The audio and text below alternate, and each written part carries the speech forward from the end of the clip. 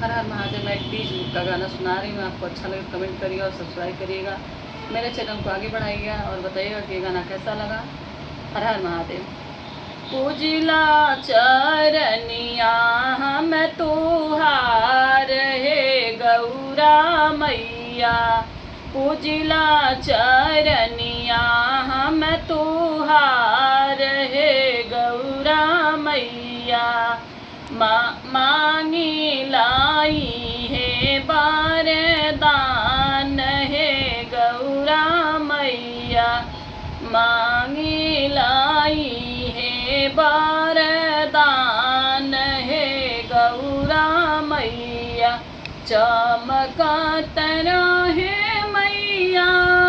लीला राप बिंदिया हो,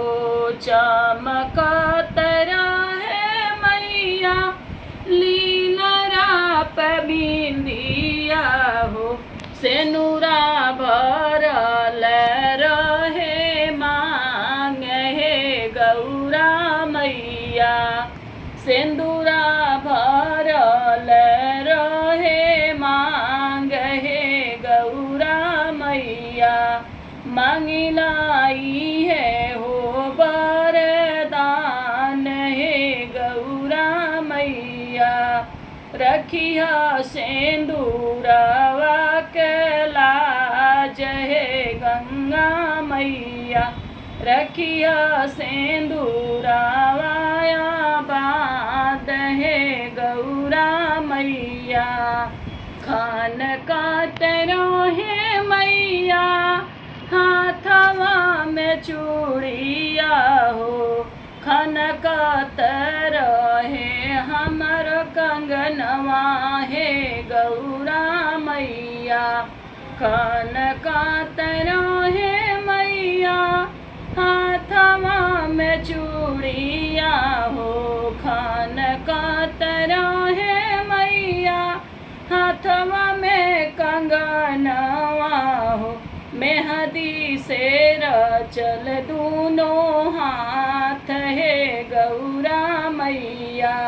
मांगी लाई है बरदान है गौरा मैया, रखिया सेंदूरवाया बात है गौरा मैया, महकत रहे मई हो चोटी के गजरवा हो, अखियन में कजरा के धार है गौरा मैया, महकत रहे मैया चोटी के गजरवा हो, अखियन में कजरा के धार है गौरा मैया, मांगी लाई है बरदान है गौरा मैया, रखिया सेनुरावाया बाद है गंगा मैया, बदन पे लहरे मैया लाल पीली साड़िया हो, मेहंदी में पिया जी का प्यार है गंगा मैया, मेहंदी में पिया जी का प्यार है गौरा मैया, रखिया सेनुरावाया